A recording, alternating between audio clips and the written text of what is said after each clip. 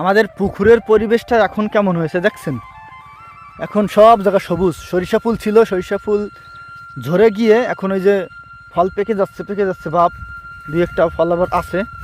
এদিকে ধান একরকম দেখা যাচ্ছিল, এখন কিন্তু সব জায়গা সবুজ হয়ে গেছে। এখানে এই যে ফলটা, এই ফলটা দেখছেন?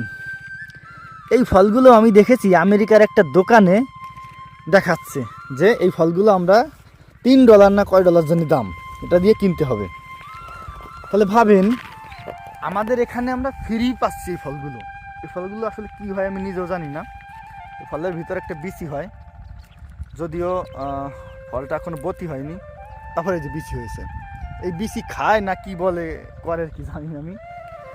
আর আমাদের এখানে সেই ফলগুলো ফ্রি পাচ্ছি, কিন্তু আমরা সেটা সঠিক ব্যবহার জানি না বলে এভাবে পড়ে রয়েছে। আর দেখুন সরিষা এই যে পেকে যাচ্ছে, আর এই যে কুমড়ো হয়েছে, এই যে কুমড়োগুলো যখন বড় হবে তখন নিয়ে যাবো আর কি ছিঁড়ে। আর এই যে ঘাস হয়েছিল, ঘাস বাবা কেটে নিছে। আর ধানের ভিতর দিয়ে যে ঘাস হয়েছে, ধান এই পাশে হয় নাই দেখছেন, আসলে জল দেয় নাই যে কারণে হয় নাই। আর এই পাশে কাকাই যে মেশিন দিছে। আর এখানে রয়েছে পতির জমি।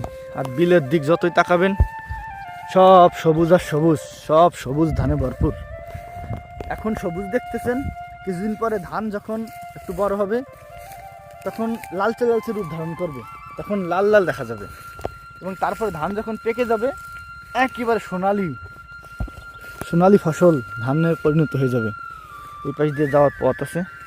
আসলে এর ভিতরে সাপকোপেরও ভয় থাকে, যদি সাপকোপ থাকে আবার একটু ভয় লাগছে। এই পাশে হচ্ছে আমাদের একটা নল, কি সুন্দর পরিবেশ। ওই হচ্ছে আমাদের গ্রাম, এই যদি তাকাবেন ওই দূর দিয়ে সব আমাদের গ্রাম। আমাদের তো গ্রামই পর্যন্ত, ওই পাশে আর কি অন্য গ্রাম।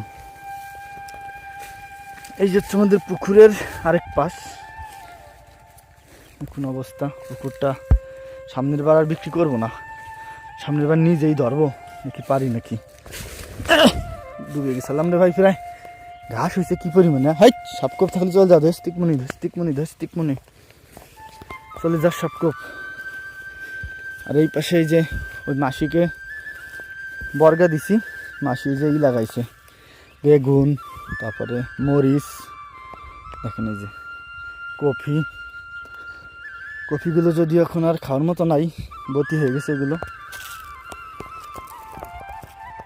এই হচ্ছে গ্রামের অবস্থা, গ্রামের পরিবেশ দেখতে ভালো লাগে না?